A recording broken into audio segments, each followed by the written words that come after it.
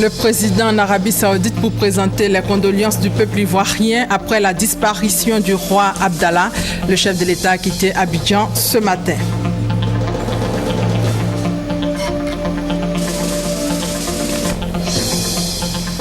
Et ici à Abidjan, 35 milliards débloqués pour accélérer le projet de logements sociaux.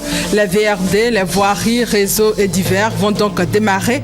Le Premier ministre a lancé les travaux hier. Présidentielle 2015 en Côte d'Ivoire, le fichier électoral sera mis à jour au premier trimestre 2015. Information donnée par Youssouf Bakayoko. Bonjour à tous. À peine arrivé du Maroc, le président se rend en Arabie Saoudite pour présenter les condoléances de toute la nation ivoirienne au peuple d'Arabie Saoudite après la disparition du roi Abdallah. Le roi Abdallah d'Arabie Saoudite est mort vendredi et son demi-frère, le prince Salman, 79 ans, lui a succédé sur le trône. Le président Alassane Ouattara a donc quitté Abidjan ce lundi matin pour l'Arabie Saoudite. Le président qui s'est engagé à offrir à chaque ménage un logement décent. Les premières maisons seront donc livrées dans 4 mois. 35 milliards de francs CFA ont été décaissés pour les travaux des VRD, voiries et réseaux divers. Hier, le Premier ministre a donné les premiers coups de pioche. On fait le point avec Léon Bro. Bingerville cite des logements sociaux et économiques, des cités prennent forme. Certaines même disposent déjà d'équipements les rendant prêtes à être habitées. Nous avons fait tout ce qui est assainissement, c'est-à-dire le drainage des eaux pluviales. On a fait aussi les adductions d'eau potable. On a fait aussi la canalisation de tout ce qui est eau usée et puis eau vanne. Et là, vous constatez avec moi l'électrification. Le déclic dans la réalisation des maisons et travaux de voirie, réseau et drainage VRD sur ce site, le voici. Ce coup de pioche du Premier ministre Daniel Kablan-Duncan. Il lance les travaux de VRD primaires dévolus à l'État pour l'amener d'eau, électricité et autres commodités sur les espaces aux logements sociaux et économiques du territoire national. À Bingerville, c'est une distance de 13 km pour 3,8 milliards de francs CFA. En remettant la compte de 1,4 milliard aux 4 entreprises chargées de ces travaux, le chef du gouvernement donne au ministre de la Construction les preuves que les derniers obstacles au programme présidentiel de logements sociaux et économiques sont levés. Maintenant que les VRD vont être réalisés sur les principaux sites, nous vous assurons que la production massive de logements se fera dans les 3 ans à venir pour dépasser les objectifs que vous nous avez assignés. Dans toutes les périodes de 4 mois à compter de maintenant et ce jusqu'en 2017, nous vous inviterons à des cérémonies de remise des clés. Nous avons voté le président de la République en 2010.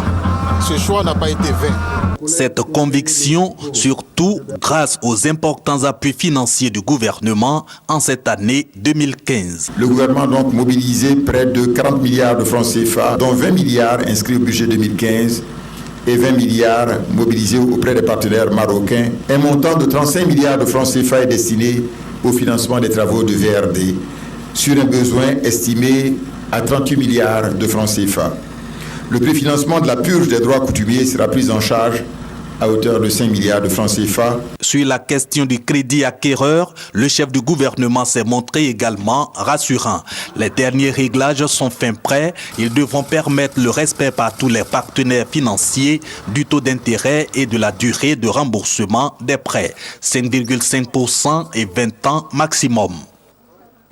Présidentielle 2015, le fichier électoral sera mis à jour au premier trimestre 2015. Information donnée par Youssouf Bakayoko au cours d'une cérémonie de présentation de vœux. Le président de la CEI a fait le bilan des actions de son institution et donné les défis à relever pour cette année électorale. Gabriel Zani pour plus de détails. Des commissaires centraux à Youssouf Bakayoko lui-même, président de la CEI, Commission électorale indépendante.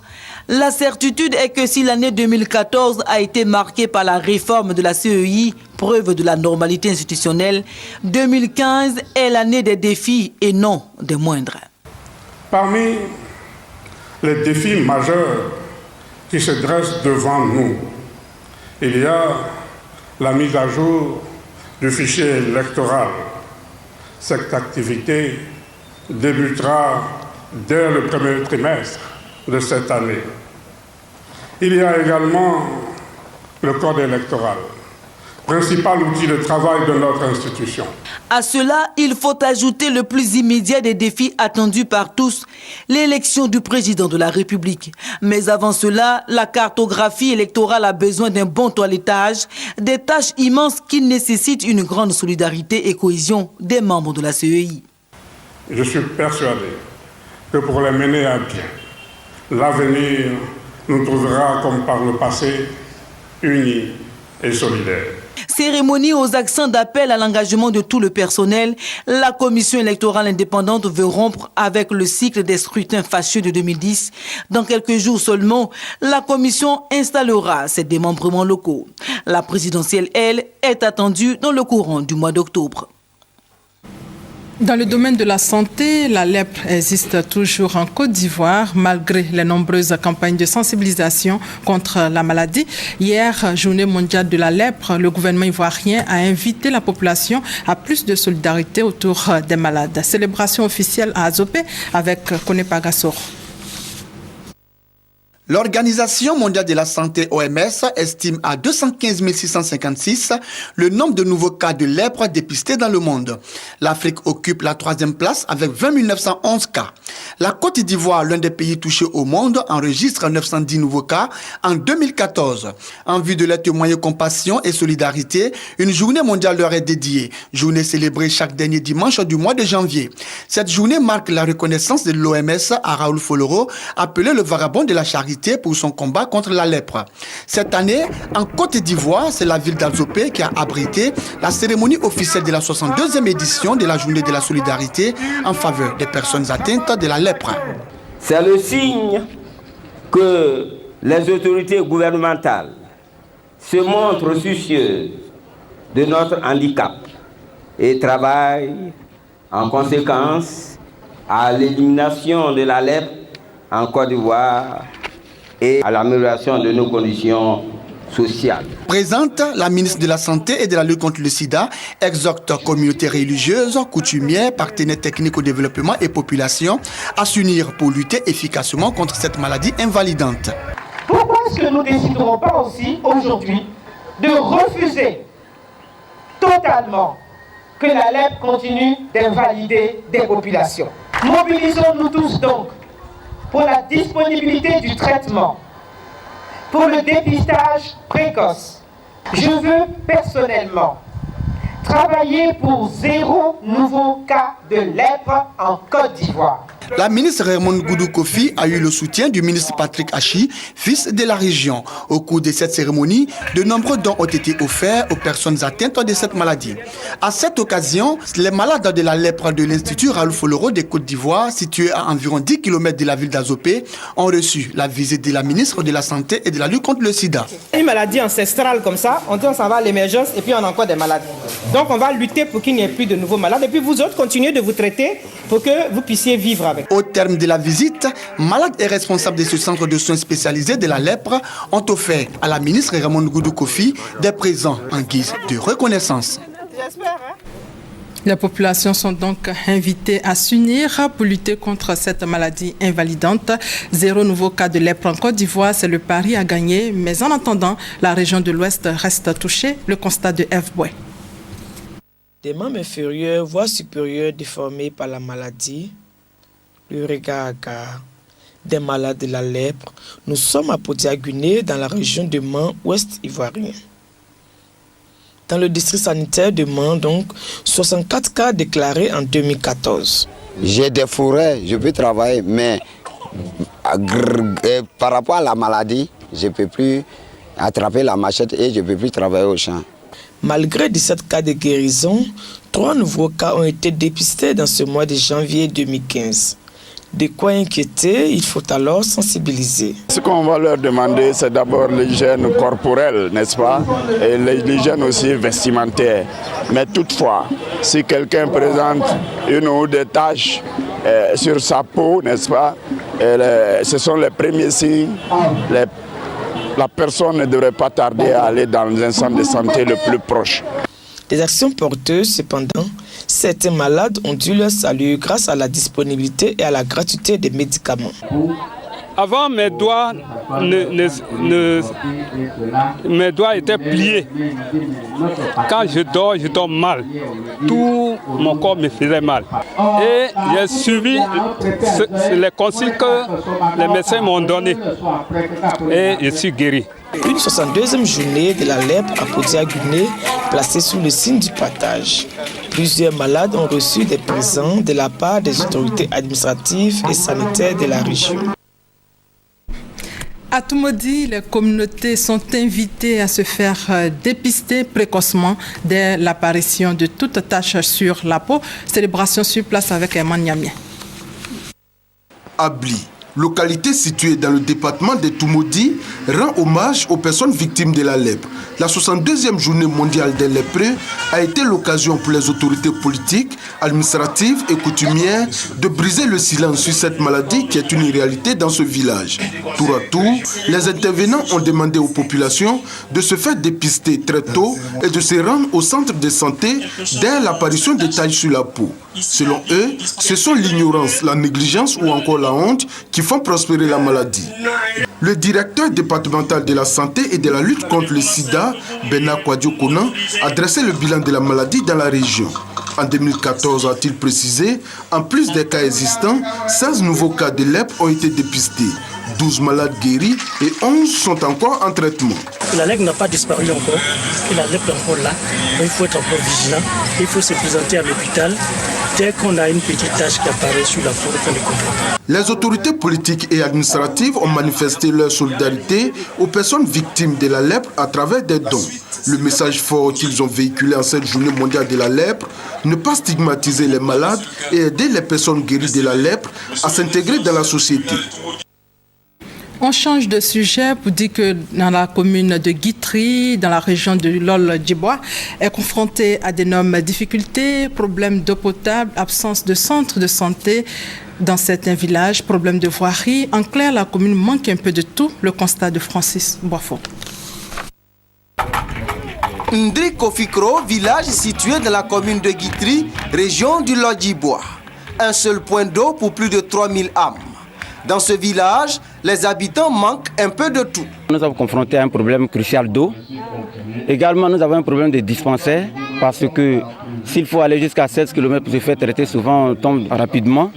Et également, nous avons besoin de refaufilage de notre voie, nos reliants à Guitry. Parce que nous sommes à 16 km. Il faut le reconnaître, les infrastructures ont subi le coup de la crise et en ce moment, la vérité est que les populations attendent beaucoup de la mairie de Guitry. Que faire pour sortir les populations des 46 villages que compte la commune du sous-développement? Le premier magistrat appelle à l'aide. Notre appel à l'endroit de l'État, premièrement, c'est de faire encore un peu plus. Il n'y a pas que l'État que nous devons solliciter. Nous sollicitons évidemment les bailleurs de fonds. Nous sommes dans une zone à fort potentiel agricole. Beaucoup de choses peuvent se faire ici. Les cas de Guitry doivent venir au chevet de leur localité. La commune de Guitry est une zone à forte production agricole. Le reprofilage des voies va soulager les paysans, souvent victimes d'injustice. Du fait du mauvais état des routes, le prix du kilogramme borchant du cacao, par exemple, est payé en deçà du prix officiel. Et cela dure plusieurs années, martèle le maire. Le chômage des jeunes préoccupe la mairie de Dimbokro qui a initié le projet Prêt à taux zéro avec 40 millions de francs CFA. 115 jeunes pourront démarrer des projets pour se prendre en charge. Le reportage Kader Sogodogo. 115 jeunes de la commune de Dimbokro voient leur rêve se réaliser. Démarrer une activité pour subvenir à leurs différents besoins. Ce rêve devient une réalité grâce à la volonté du maire, Bilé Diemeleou, à travers un financement de 40 millions de francs CFA. Après une formation de 1 mois, ces jeunes vont recevoir ce financement. Pour l'initiateur du projet, la bataille contre le chômage des jeunes, qui est une promesse de campagne, sera relevée à Dimbokro. Les jeunes vont bénéficier de moyens financiers et n'auront pas à payer des intérêts. Les intérêts seront supportés par, bien sûr, nous autres de la mairie. Nous voulons lutter contre le chômage. Nous voulons créer de la richesse par eux, parce que l'entreprise va leur permettre d'avoir de l'argent et puis nourrir des familles. et je pense que nous chasserons ici aussi la pauvreté. Les bénéficiaires de ce projet baptisé Prêt à taux zéro sont heureux de l'opportunité qui s'offre à eux. Ce projet est bienvenu parce que je pense que ça nous aidera à renforcer la restauration de Dimokro. Cette activité me permettra de changer un peu mon cadre social, de pouvoir encadrer mieux la famille. Au lieu d'aller frapper à sa porte pour une somme de 10 000 et puis on dépense et puis ça finit, je vois que le maire est en train d'appuyer notre fonds de revenus pour que nous puissions nous occuper de notre famille. Après cette première vague, d'autres jeunes auront la chance d'intégrer le projet Prêt à taux zéro, cher au maire Biledié Melou. 145 veuves de Vridicité dans la commune de Port-Boué ont reçu des vivres et non-vivres.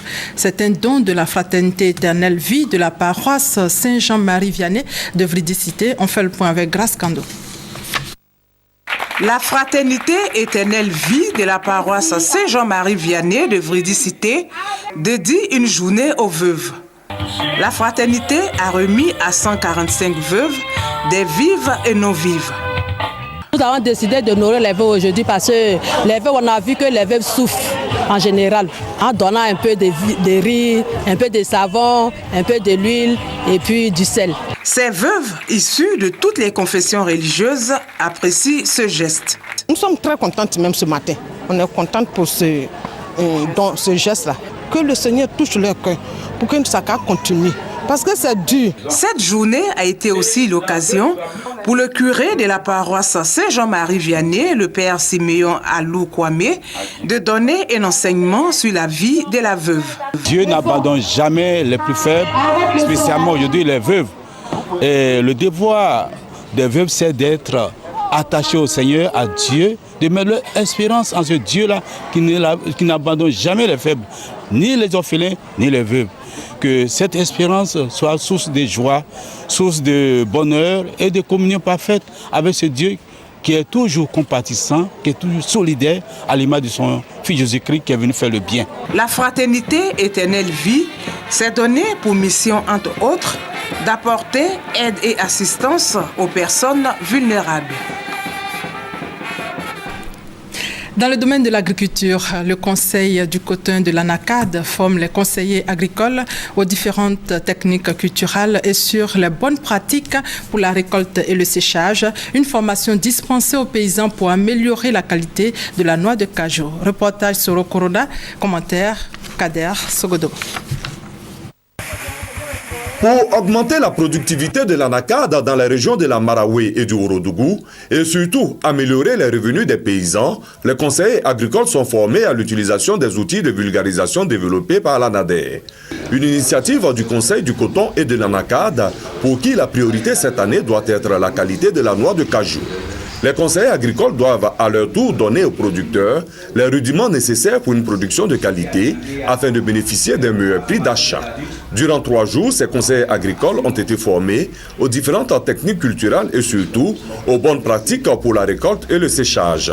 Le rendement par hectare dans la cardier, on le voit à la hausse. Donc l'objectif de cet atelier-là doit répondre à ce besoin spécifique-là. Le second, c'est la qualité de la noix et l'encadrement à la base, avant le ramassage, comment l'entretien des parcelles se fait, prodiguer les conseils aux producteurs, ensuite leur vulgariser le ramassage et le stockage, ensuite l'ensachage. Ces travaux permettront d'identifier les producteurs et les plantations dans les zones de production de ségéla et de bois-flé pour un meilleur suivi. Nos agents puissent être en mesure de diffuser, de donner l'information juste aux producteurs pour qu'on puisse avoir des noix de qualité au niveau du cajou. Les zones de ségéla et de bois-flé ont produit au titre de la campagne 2014 plus de 16 000 tonnes. Pour la campagne 2015, plus de 200 000 tonnes de noix de cajou sont attendues. La dégradation des terres et la pauvreté des populations constituent des menaces pour la conservation de la biodiversité.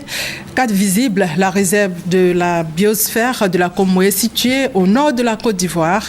Comment changer les choses? Élément de réponse dans ce reportage de Grace Kando. La réserve de biosphère est un espace géographique constitué d'écosystèmes et d'êtres vivants. La réserve de la Comoé, située au nord-est de la Côte d'Ivoire, est confrontée à diverses menaces. La dégradation des terres et la pauvreté des populations riveraines constituent de réelles menaces pour la conservation de la biodiversité. Pour apporter une réponse à toutes ces préoccupations, une thèse de doctorat sur les stratégies de gestion participative et intégrée de la diversité biologique dans la réserve de biosphère de Comoé au nord-est de la Côte d'Ivoire a été réalisée. C'est une étude du docteur Martine Goz, directrice du Centre de recherche en écologie. Le parc national de la Comoé, il y a un certain nombre de problèmes. L'approche que je propose dit qu'il faut associer à toutes les activités de conservation les populations locales qui vivent là. Donc, si on ne les intègre pas, on ne prend pas en compte considérablement leur mode de vie, leurs besoins, ça sera difficile. Il va toujours avoir des braconnages, il va toujours avoir des prélèvements illicites. Une œuvre saluée par le public et le président du jury. C'est un travail remarquable, surtout dans un pays comme la Côte d'Ivoire, dont la forêt a été significativement atteinte, détruite. Et je pense que l'interaction qui est conseillée dans ce travail entre l'homme et la nature est très importante et je pense que ça devrait servir de boussole à nos décideurs. Le thème que Dr Goz a développé contribue fortement à la gestion des parcs nationaux. Pour nous qui sommes gestionnaires de ces espaces, nous reconforte dans ce que nous sommes en train de faire. Cette étude s'inscrit dans le cadre du projet régional UNESCO MAB intitulé « Renforcement des capacités pour une gestion efficace et durable de la diversité biologique ». La première promotion des auditeurs de l'Université Senghor en Côte d'Ivoire est baptisée Promotion Dominique Ouattara. La promotion sortante a passé le flambeau à la deuxième promotion. Ambiance et commentaires, Guy Roger et Grace Kando. Les 58 diplômés de la première promotion de l'Université Senghor de Côte d'Ivoire ont bénéficié d'une année de formation dans les domaines du management de projet et de formation des formateurs en travail social. Ils ont choisi pour nom de baptême Dominique Ouattara, première dame de Côte d'Ivoire. Nous avons choisi le nom de baptême Dominique Ouattara pour deux raisons. La première raison, c'est que les objectifs de Mme Dominique Ouattara cadrent avec ceux des deux masters présentés par l'Université Senghor d'Alexandrie en Côte d'Ivoire pour l'année académique 2013-2014. La seconde est liée à l'envergure des actes qu'elle pose pour l'épanouissement, pour le développement de la population ivoirienne et en particulier pour le couple mère-enfant. Chantal Poati, représentante de la première dame, a salué la qualité de la formation reçue par ses étudiants et l'adéquation des valeurs de l'Université Senghor avec celle de Dominique Ouattara. La cérémonie de ce jour récompense les efforts déployés par des cadres africains dans le but d'acquérir des connaissances pour un meilleur développement de compétences. Cette vision de l'excellence est totalement en phase avec les valeurs de Mme Dominique Ouattara qui sont le travail, l'excellence et la solidarité. Pour le professeur Jean-Marie Grousatier, directeur des campus Senghor, la politique de délocalisation de l'Université Senghor d'Alexandrie est une réussite en Côte d'Ivoire. Un succès qui permet de passer de 2 domaines de formation à 7 pour l'année académique 2014-2015. Le ministre de la Culture et de la Francophonie, Maurice Bandama, s'est réjoui de la présence en Côte d'Ivoire de cet instrument de la francophonie qui forme aux carrières de développement. Oui, en une seule année d'existence, nous pouvons nous réjouir des résultats obtenus par le campus Senghor d'Abidjan, puisque nous avons, à cette première édition, enregistré près d'une centaine d'auditeurs. C'est bien la preuve du dynamisme marqué par la Commission nationale de la francophonie qui a en charge cette question. Après la première promotion, place à la seconde et déjà 80 auditeurs de différentes nationalités se sont inscrits au programme 2014-2015 pour perpétuer la flamme de l'Université Senghor en Côte d'Ivoire. Une centaine de tables-bancs pour une école confessionnelle islamique à Yamoussoukro. Cet équipement vient renforcer les capacités d'accueil de cette école et permettre aux élèves de recevoir les cours dans des conditions adéquates. C'est un don de la mairie de Yamoussoukro. Guy Roger Nguessan et Léon Brou pour plus de détails. Les 100 tables-bancs offerts par le maire de Yamoussoukro, Nyanangwe Kouakou Jean, vont combler quelque peu le déficit d'équipement de l'école confessionnelle islamique Najawal Falla. Ce don est la réponse à la sollicitation de l'imam Seydou Silla, fondateur de l'établissement dont les élèves recevaient les cours dans des conditions déplorables. Le maire Nyanangwe Kouakou Jean permet ainsi aux élèves de Najawal Falla de disposer de conditions favorables pour l'apprentissage et la réussite. Pour ces 592 écoliers, finit donc le nombre pléthorique sur les bancs et la prise des cours à même le sol. Un soulagement pour la direction de l'école. Cette école confessionnelle, créée en 1972, est parfaitement intégrée dans le système éducatif formel.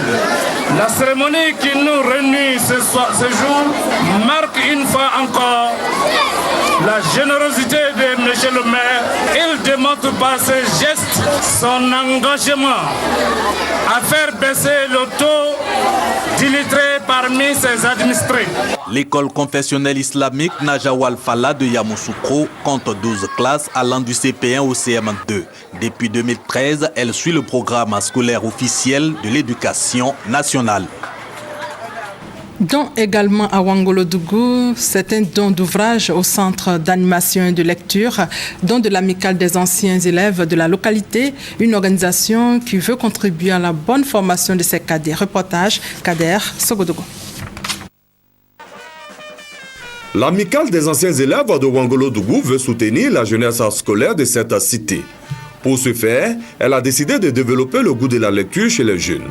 Une collecte d'ouvrages a été initiée pour équiper le centre de lecture et d'animation culturelle CLAC de Wangolodougou.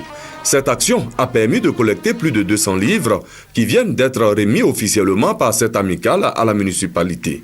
C'est un honneur pour nous de venir et d'apporter ces livres afin de participer au savoir que nous avons reçu ici et d'apporter la culture pour participer à l'éducation de nos jeunes frères des générations futures. Le maire de Wangolodougou, en présence du sous-préfet de la localité, relève l'importance d'une telle action pour les habitants de la ville aux deux frontières. Notre cité ne peut pas avancer sans les fils et filles de cette commune.